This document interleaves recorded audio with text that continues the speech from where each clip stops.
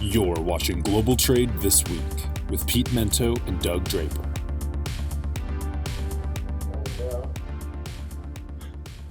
Okay, here we are, another week and another Global Trade This Week episode. I am your host, Doug Draper, and with me is my partner in crime, the one and only Pete Mento. Pete, welcome back, my friend. How you doing? Aloha and mahalo, my friend. I'm feeling quite well. I'm feeling very big kahuna-ish, if you will. Yes. Big kahuna. So for our listeners that may not have known, Keenan stepped in last week and knocked it out of the park while you were enjoying some time away in a different time zone in a different place. Tell us about your trip. Yes, I was in the beautiful tropical islands of Hawaii. Notice how I said that correctly. With my dear friend Sean and my attorney and also close friend Whit. My friend Sean is ethnically Hawaiian, so along with learning hundreds of different ways to mix rum in with sugar-free mixers in order to stay on my diet, of course, I also was endlessly bombarded with amazing history and culture. Normally, my trips to Hawaii are keenly focused on drinking and gathering up the sun. But I had the most amazing time learning about he and his family while also day drinking and soaking up the rays. I had a positively incredible time. I went to the island of Oahu. I was also in Kauai and on the big island of Hawaii. I drank a lot of coffee. I swam with a lot of turtles, and I ate a lot of barbecued pig. Doug, it's exactly what I needed. I have a very hard life, as you know. It's never ending, so complicated. Yes. So aloha, my friend. Aloha. I like it. I got on my lay, for aloha, Pete. That is absolutely critical. I like it. It is. Yeah. So you're the yin to the yang, my friend. I was in Kansas last weekend. Ooh. So, I got to throw that up. I have nothing really important to say or monumental, but it's just the dichotomy that we live in, the two of us. Did you get to do anything ethnically Kansanite? What is someone from Kansas called? Kansan. Kansan. Yeah. Oh, wow. Okay. See, I learned something cool today. I didn't know that. You're a Kansan. Mm-hmm. I'm a Granite Stater, and you're a Kansan. Right. There you go. I'm just going to leave it at that. I'm thinking through my mind of what's some funny commentary I could have on that, and anything I say is going to get me in trouble or potentially inappropriate, and I'm just going to leave it at that. Yeah, there are worse places to be than from Kansas, my friend. How about West Texas, maybe? Oh, yeah, no kidding. Listen, whenever I try to have any pride from where I'm from, I'm easily kicked right. Even people from Texas make fun of where I'm from. Actually, even people from West Texas make fun of the part of West Texas that I'm from. So wow. I can't win. There you go. But you introduced us, so I guess that means that I get to kick it off today. Yeah. And fire away. Yeah, let me just get angry right off the bat. But this is so terminal operators and carriers and ports and all the rest of it, they are fed up with people like me. And I don't think I could put you in that. I don't think that your day job would probably be mixed in with this as much. But one of the big issues that we have, of course, is finding chassis and finding containers. And, let's just call it what it is. They're saying that one of the real problems here is that we're not returning this equipment fast enough. That one of the major issues that we're having with congestion in the supply chain is that we're just not getting this stuff, turning it around, and bringing it back quickly enough. So, hey, the easiest way to solve this problem is to whack us in the forehead with a rolled up newspaper and fine us $100 a day. $100 a day. For every day beyond the free days. And that's going to teach us a lesson. That's going to learn us a thing or two where, most of us are sitting back here saying, well, frankly, I'd love to get my containers and my chassis turned around in the amount of time that you're asking me to do. I'm not storing my crap in a container like the good old days. I need my inventory because I need to turn it around as fast as possible. I have a problem in that I also want those containers turned around because I need them as quickly as possible on the other side of the world. But you're asking me now to pay $100 right off the bat and then another C note for every day beyond that. When you've got people that are waiting 16, 14 days just to get off the terminal, and you start looking at how much money this is, it lends itself to the question as to whether or not this is a cash grab. And I think that's a valid question, Doug. Mm-hmm. But something has to be done. Okay? Something has to be done. Is this that something? I don't know. Has it certainly gotten people pretty fired up? Yeah. I think it's crazy that we're angrier about this than we are container rates. I mean, have you noticed that? We're all like, whoa, well, it is what it is. But you start charging people an extra $100 a day on this, and we're ready to light torches and get our pitchforks and just start going after the monster up in the mountain. I don't know, Doug. This seems like we might have finally gotten either to the breaking point or we finally found the right button to push to get the trade to finally say enough. But come one way or the other, I think starting November 15th, buddy, this is it. Yeah, it's interesting. You could talk about the stick or the carrot, and that comment you just made is a common theme through our show today, and I'll explain why. But yeah, I don't know, chicken or not chicken or the egg, but carrot or stick, right? There's been a lot of sticks waving around. I don't know. I mean, the solution has been throw more money at the problem and see who can bend and break to relieve the pressure. And it kind of hasn't worked thusly. People are just shelling out the money. So I don't know. It's interesting. I don't really know how to comment on that. The only thing I will, Pete, and I'm going to jump immediately into my topic, which could be part of the answer, is something I read just over the weekend, which I think is pretty stellar. The title I said was Rail Relief Valve in Utah, and I absolutely love it. So this is my reply to that one, Pete. Is that Long Beach and the UP, for lack of a better term, has said, let's get this shit out of here and let's get it to Utah, right? Let's get an express train to Utah. Let's get all these containers out of here and let's go. And when they're out of the congestion, then we can redistribute, whether it's on rail again and move it further to the east, or whether it's transloading and getting things delivered in the region. So I think that is phenomenal because it is a tangible solution that's not just throwing money and penalizing people. So this would kind of be the equivalent of the carrot, not the stick. So the feedback is, well, this specific program is really designed for containers going to the metropolises of New Mexico, Colorado, Utah, Idaho, and Nevada. So yes, it is not very, the population, and those aren't, mega juggernaut states related to international trade, but it is something. And just like an HOV lane, right? You don't need half of the world to get in the HOV lane to help with congestion. So we'll see. It's just starting to happen. It's just materializing. But to me, I saw this. I'm like, this is cool because they're not just dinging people with money. They're trying to do something tangible. Maybe it'll work. Maybe it won't work. But they're trying to do something. Unfortunately, with the rail and the things that are happening and the infrastructure that needs to wrap around it, it's not like next week the problem's going to be solved. But that's kind of my first point, Pete, is to answer yours. Is hey, here's the UP and the port doing something different. To see how it goes. Here's the caveat that I have is look out for the vultures coming in, because just like when there is a catastrophe in the country, people are going to take advantage of it, and you're going to see a lot of trucks. So my point is prices are going to go up in and out of the Utah area a lot.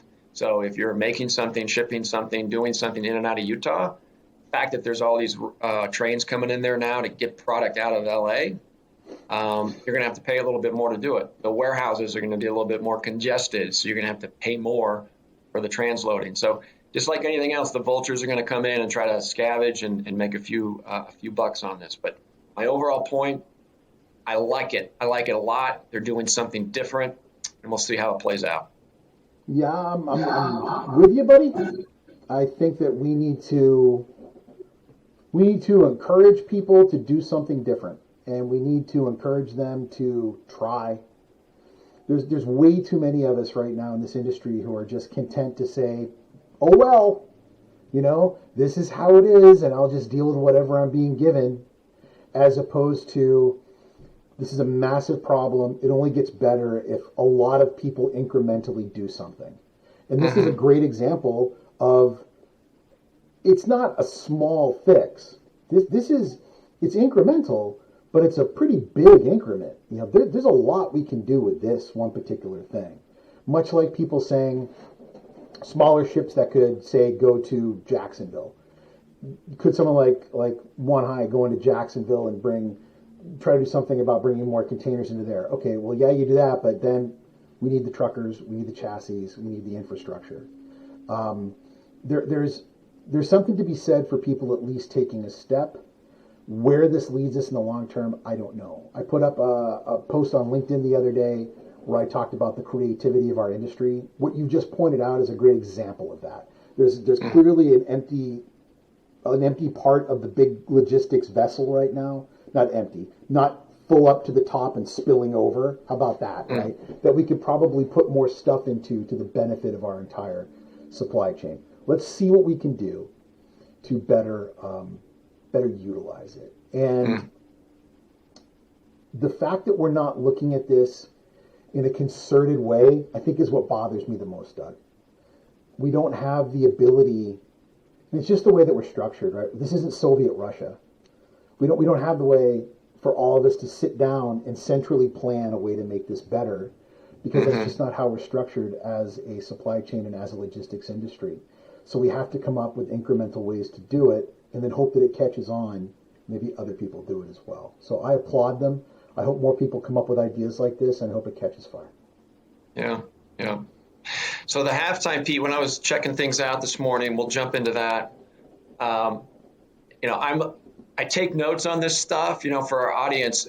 Pete's like, I'm talking about this, and I'm a little bit more diligent, so I don't sound like a complete fool on the air. But I noticed on November 2nd of 2020 was the first bit of data I had compiled for, I'm not 100% sure it was our first show, because we're completely in the lab, Pete. We're always hounding it out there in our craft. So I can't tell you exact date that we started, but I was officially taking notes on November 2nd, 2020. So that means we've been doing this rodeo for about a year. So congratulations. And you look much different than you did a year ago. So I have to give you some kudos to that. And that is a compliment, my friend, a compliment. Thank you very much. Yeah. I feel like we should have maybe we could do Sonny and Cher's I Got You, Babe, for this segment.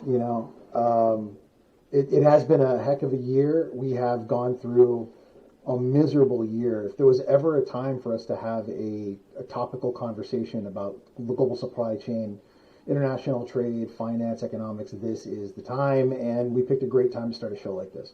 I also think that we picked a great time to not talk about what's behind us, but what's in front of us, and to get to see how often we were right, which fortunately for us was pretty often. Can't thank you enough for all the fun we've had. Keenan, on the other hand, take him or leave him. But I think more importantly, the fact that Cap Logistics gave us this platform, they've given us the support and the opportunity, and all the fine listeners and people that watch us out there, it has been a blast. And I hope that, after 50 some odd episodes, we can come back sometime and say, we can't believe it's been 500, but it has been a blast. It's been fun. And you might take copious notes, but as for me, I'm always looking for what we're going to talk about and put my own spin on it, and you always keep me grounded. So thanks for all that fun. My halftime about that same subject is we are a industry that has suddenly become very important to everyone, while we were always important. And it's nice to see that that people are paying attention. I just wish it didn't take this much dysfunction to have everyone suddenly care about who we are and what we do, buddy. But I'm glad that we've been here for the past year to try to shed some light on it. I'm happy that so many people have chosen us as the outlet to gather that information. And I know that you and I are both very thankful that Cap Logistics was kind enough to give us this platform and support us financially as we spout off our craziness week after week. Yeah, agreed. All right. Well, let's jump back into it. We've patted ourselves on the back, I think, enough on this one. So anyway, jump in. Third topic. Yeah. So the third topic has a lot to do with a question I get asked a lot, and I was asked this in Hawaii actually by my friend Whit, and he said, "What's it going to take to get America to just start making its own stuff again?" He said, "So we're doing that now, right?" And I hate talking about work when I'm not getting paid for it. And I mean that, Doug. Like, I can't stand it. My father and my mother had a friend that was a doctor, and I would watch him. He was such a nice man. And I would watch his face go from being super happy and joyful to being like, ugh. Whenever somebody would say, "I've got this mole, can you take a look at it?" Or, whatever it was at a party. And I charge what I think is a fair but significant amount of money per hour to give advice on trade, because there's not a lot of people that do that. So whenever I'm anywhere giving a speech, whenever someone's got me on the phone for a minute or these blasted text messages, I answer them. But when I'm out in the world and people say, "Oh, you're an economist that focuses on macro issues of trade. When are the logistics issues going to be taken care of? How long are these tariffs to China?" I'm like, oh, God, I just want to punch you in the throat, right? But you can't. You got to be nice and say, "Well, show me your mole, okay? Let me take a look at that in front of everybody else here at the party." But my friend asked me a question. He said, "So people are bringing manufacturing back to the United States, right?" And I had to say to him, no. There is no evidence, anecdotal or otherwise, that I can point to that since the Trump tariffs, American manufacturing has returned. As a matter of fact, I can point you in the opposite direction that would show you that we're importing more than ever, as a matter of fact, regardless of the tariffs. Now, are there new products that have been developed since then? Sure. And are they being manufactured here? Absolutely. Have American exports increased? Yes, but not at such a pace that our massive deficit in trade has gotten any better. And so he said to me, "Well, we're going to fix this, right?" Well, probably not. Probably never going to happen. Our desire to consume is absolutely relentless, and our desire to get a good deal on that consumption is pretty relentless too. So you have a massive population of Americans who want to buy a lot of stuff, and they want to buy it cheap. And because we don't have the labor or the infrastructure to do that, we're going to buy a lot of that overseas. Mm-hmm. So he said there's got to be a middle ground, right? And before I did that knee-jerk, no, which is normally what I say, right? I said, well, maybe. Maybe. Now, I will admit, I may have had a couple of adult cocktails at this particular beach bar that we were at. But as I started to really think about it on the 12-hour trip back to Boston, it got a little more less cloudy to me on ways that we could do it. Now, none of these individually would deal with the problem. But Doug, I know you are bigger than even I am. You're a big proponent of bringing opportunity back to America, American manufacturing and all of that. So here's my playbook on how we could do that. First, carrots, not sticks. You brought that up earlier. The first thing that we do is we create some sort of tax-free purchasing environment for products made in America. That's simple. Mm-hmm. I don't know that we're ever going to be able to create just new tariffs out of nowhere. Leitzinger put out I think it was in the New York Times last week, or the Wall Street Journal, an article saying, well, what we need to do is just increase tariffs on imports. We are not in a place where, unless we do things like 301 tariffs or anti-dumping or countervailing duties, where we can do that because of agreements that are in place with the WTO, the WCO. What we could do is we could encourage Americans to buy American goods by not taxing them. And I know that's a hard thing to do, but if we can find some way to make sure that every time you put $600 in your bank, the IRS knows about it, I'm sure we can find some way to make sure that when goods are made in America, that they're not taxed. So that's the first thing. The second thing that we could do is encourage American companies to purchase their units of input for their manufacturing from American manufacturers. That would be a massive, massive change.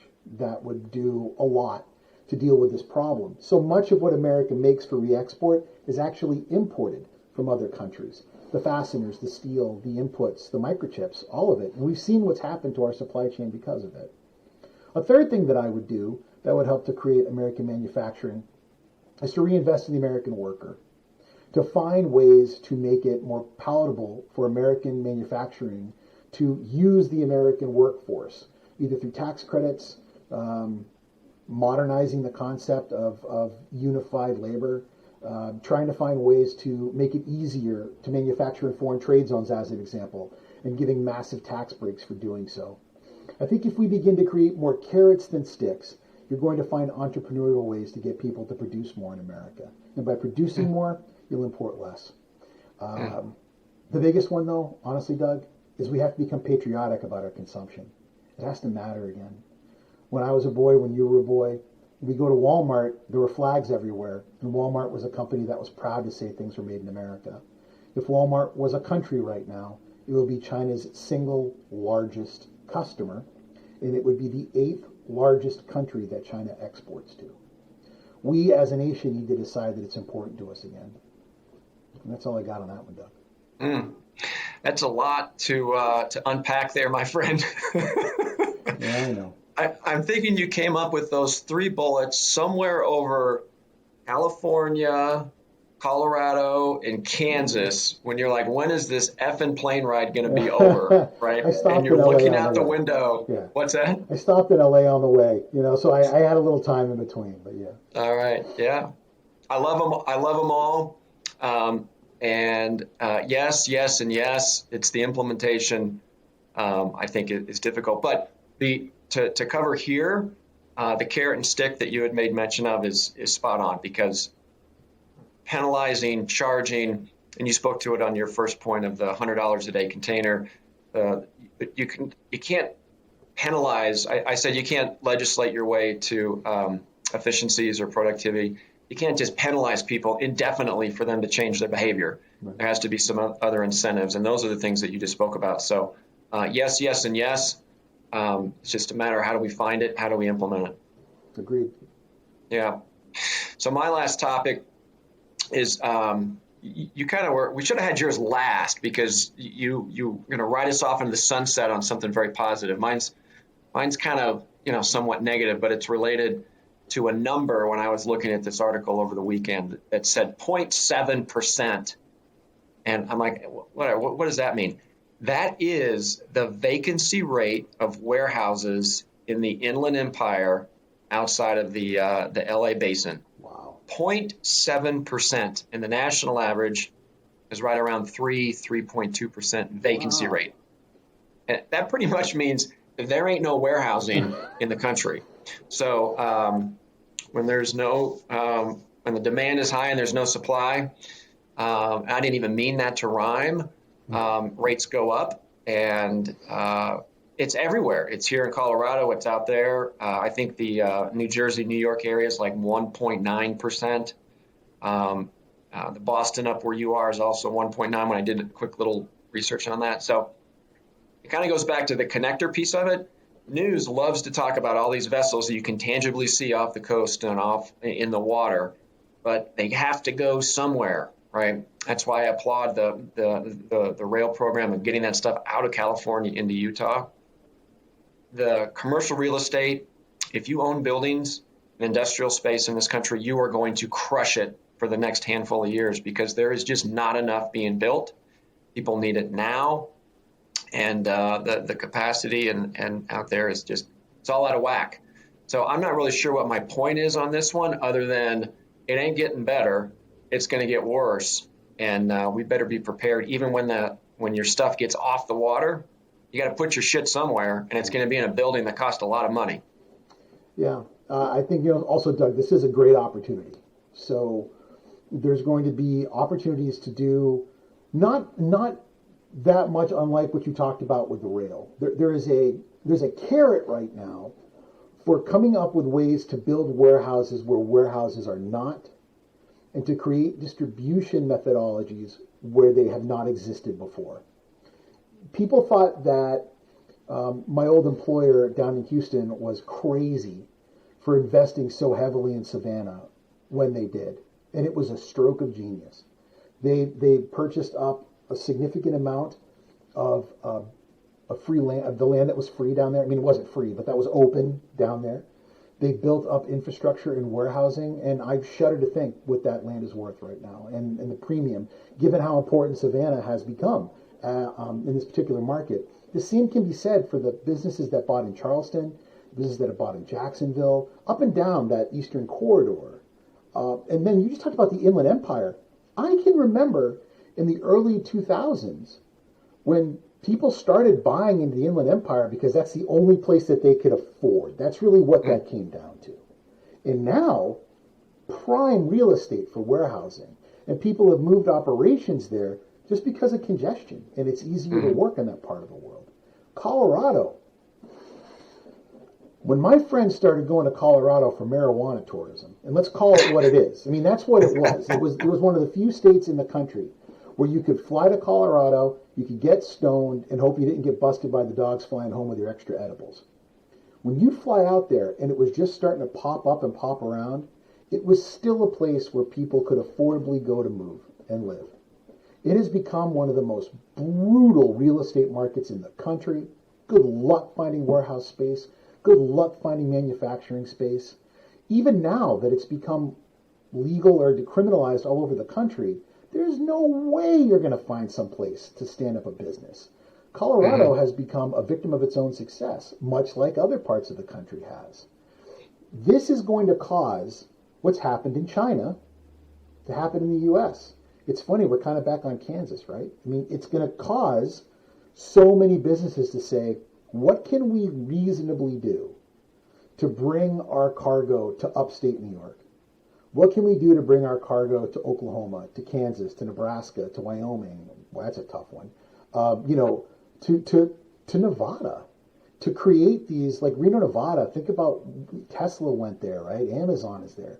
To build these massive warehouses where we can still buy space reasonably and find employees reasonably. The hard part, buddy, is once we get it there, got to get it out.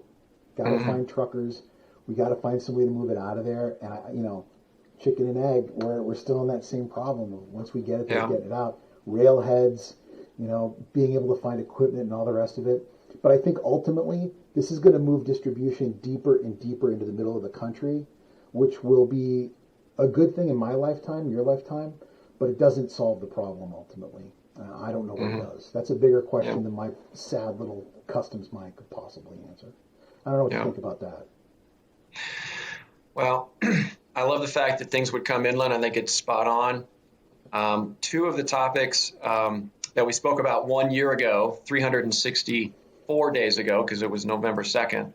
One was the death of the modern day cowboy, and that person is the truck driver, the modern day truck driver. We won't go into the whole thing there, but that's still a big issue. We talked about it a year ago, but you nailed it. You can put the best, most automated facility. You still need a human to drive a truck. And there is my my alarm. So that's it. But my point is that things we were talking about a year ago are still applicable today. And it's weird. I don't know, man. Part of it is that we pontificate about what's going on. We have some great ideas and great solutions. But even the best, Pete, you and me, even the best don't have all the answers right now. And it is fun ride that we're going on. Well, you can be the best. I'll just be a tad above mediocre. How about that? But with that, and with the fact that I think Doug has to go to another meeting, we want to thank Cap Logistics again for all of their support. We want to thank all of you for coming back week after week and watching the musings of two old men talk about logistics and trade. We want to thank Keenan back in the booth for putting down his manga and anime and taking time to manage all of our warblings. And we want to thank all of you for a great year. We are looking forward to another one. And we hope that our topics can be a little less dire. Although I don't think they will be in 2022, but we'll see. We got a couple of months left. And we're looking forward Yeah. to seeing you again next week for another great episode of Global Trade This Week. Take it easy, buddy. I'll see you next week. All right. Thanks, Pete. Welcome home. Thanks, bud. Aloha.